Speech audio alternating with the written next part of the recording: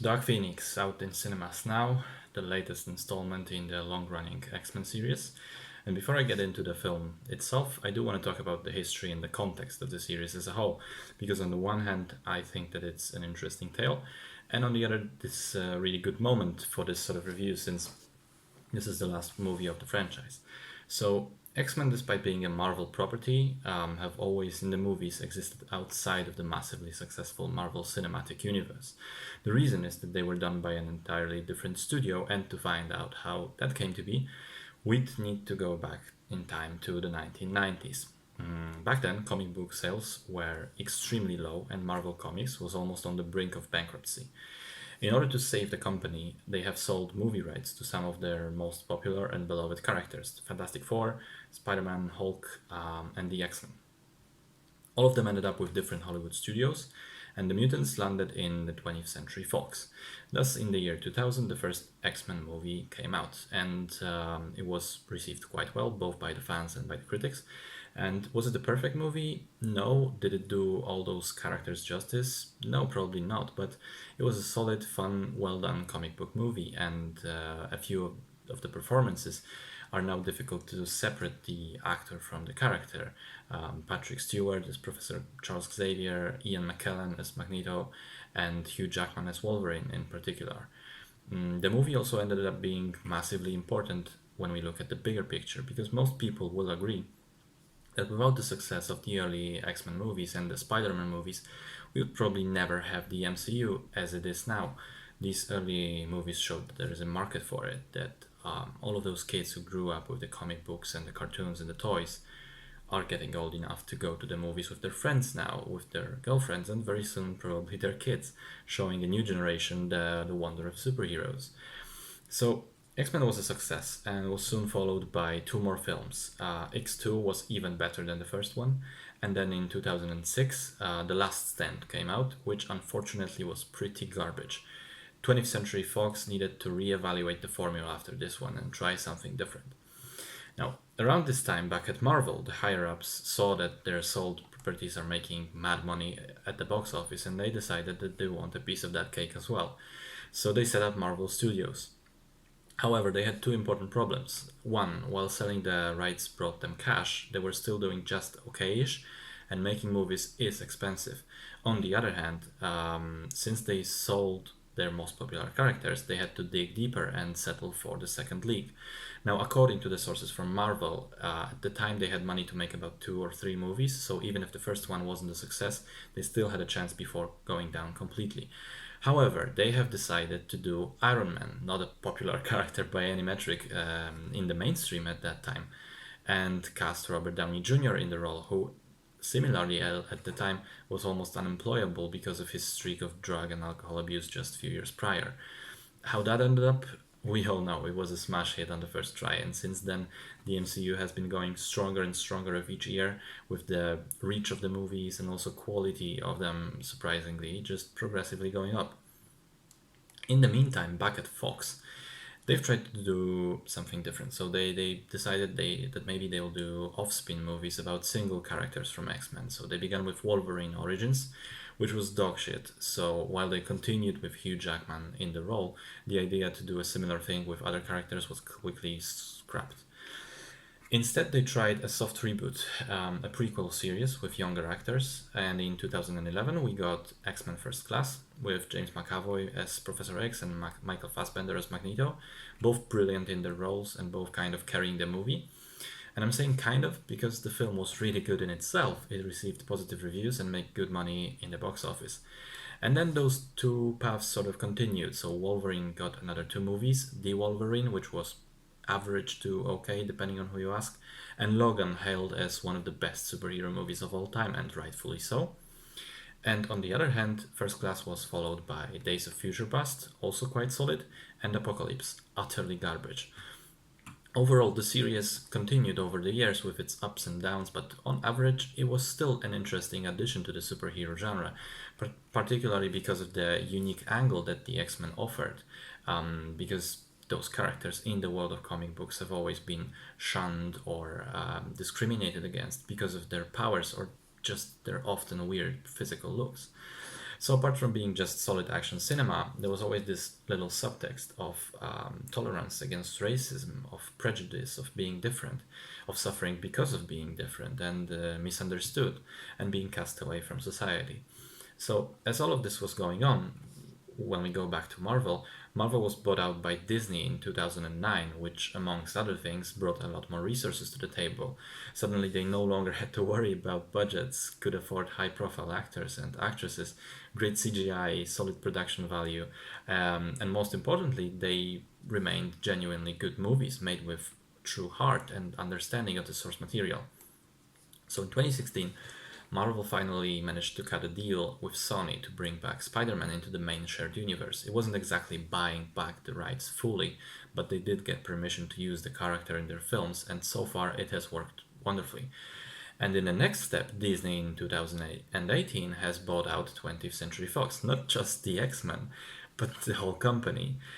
So the rights suddenly reverted back to them, and we're pretty much guaranteed to see a rebooted version of mutants in the MCU, albeit in a few years' time. However, as that was all happening, there was another movie in development, a movie called Dark Phoenix. And on the one hand, it seemed redundant from the get-go, because it was an adaptation of a story already done in Last Stand, probably the lowest rated one out of the entire series, and it was just 10 years ago. On the other, there was a slight hope that with this being the last one in the franchise, we could see a proper, powerful, deserving send-off to those characters that have been with us for almost 20 years ago. That the film is going to be what Logan was for Hugh Jackman and Wolverine. So the film was finished under the banner of Fox and it was released now. And as I said, it kind of does the same story as Last Stand. So at the beginning of the film, the team of X-Men is sent to space to rescue astronauts that have been hit by a solar flare. And as it turns out, it isn't really a solar flare, but a powerful impersonal cosmic force.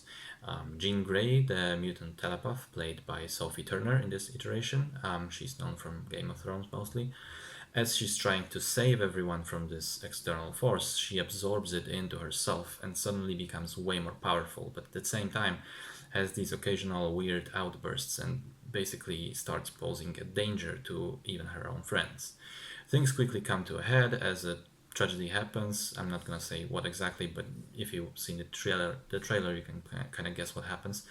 And the other characters are left with having to decide whether they want to try and save Jean or maybe just kill her to prevent further destruction. Now, in the comic books, this is one of the most famous and massive story arcs, not just for the X-Men, but overall in the Marvel comics. There are a few reasons why it has worked so well there. So first of all, by the time the story was told, X-Men have been going on for a long time. This was an established group of heroes, and all of the characters were well known by the readers. The readers had a personal connection to them, a reason to care about them. Second, the story arc itself, even when it began, took its time. It didn't just happen like that. It took a long time to properly build up and slowly raise the stakes. And finally, the stakes themselves. On the one hand, because this was such a beloved character, the sudden dilemma of do we have to kill her was heartbreaking on a personal level. Jean's friends cared about her, and so did we by proxy. We've all lived through so much together after all.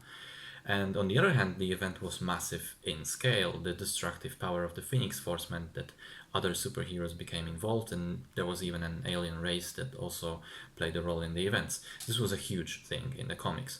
So, how does it work in the movie? It doesn't.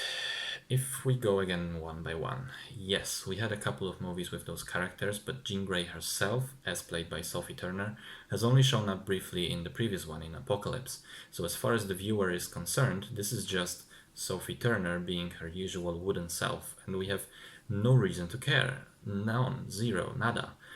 Admittedly, she doesn't have much to work with, but even so, she manages to bring this negative charisma to the role. She's just unbelievably uninteresting.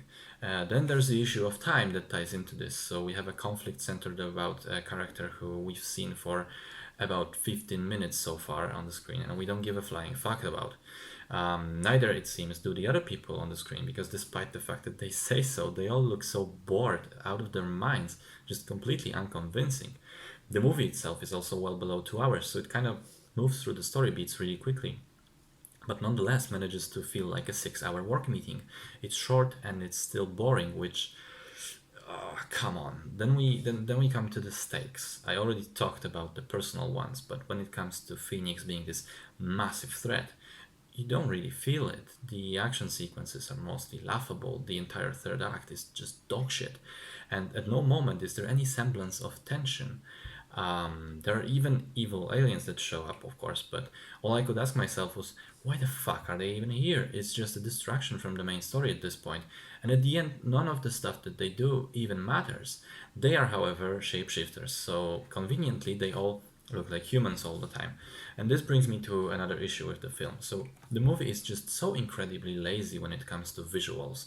Aliens I have talked about, but same thing goes for mutants. In the comic books and even in the previous movies, it's always been a huge plot point that a lot of them are physically different than humans.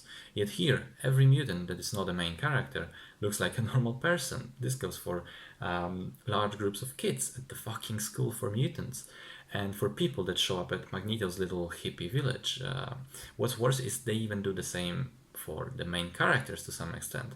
So Nicholas Hoult, who plays Beast, uh, now Beast in the comics looks like a blue mix between human and ferocious animal. It's a massive plot point for the character that he cannot ever revert to human form, and he kind of resents himself for it. Here, not a problem. He can switch forms all the time. Jennifer Lawrence, who in this film looks like she can't wait to go the fuck home. She's even more bored than in the previous ones. She plays Raven, who can shapeshift, but by default, she prefers her blue form. At least in the comics, it's almost a pride thing for her. She's not afraid to show that she's a mutant. Here, even while in Xavier's school, she's conveniently just normal blonde Jennifer Lawrence, and her character is just so completely butchered outside of even looks. In the comics, she was a ruthless woman. She always had her own agenda and interest in mind. She was playing both sides of the conflict, sometimes teaming up with the good guys, but more often with the bad guys. Here, she's the team leader of the X-Men. Get the fuck out of here. I mean, and there are more things which look like someone hasn't done their homework. Genosha, Magneto's mutant utopia. In the comic books, this was a huge city where millions of mutants lived.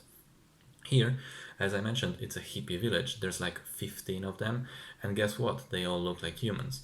And by the way, Magneto's story really caused me to scratch my head about the continuity between the films. In the previous one, Apocalypse, Magneto himself literally killed millions of people and only came back to the good side at the end.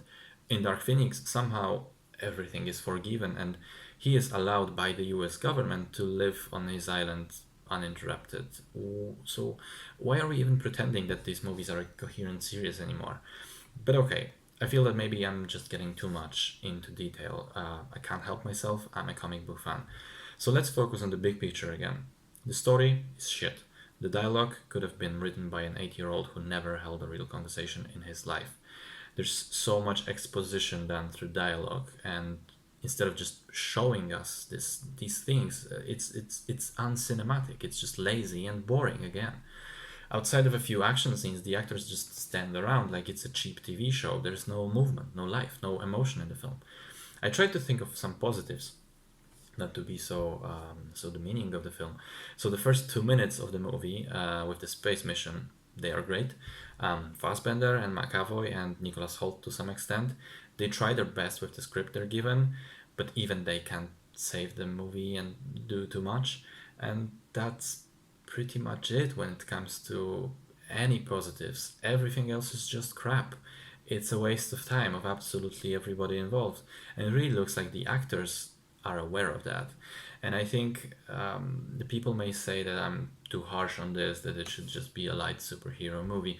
But after movies like Avengers Endgame and Logan, that have shown us that you can have an emotional and cinematic impact and a closure to a story that has been going on for years, and you can do it right, this is just a massive step back.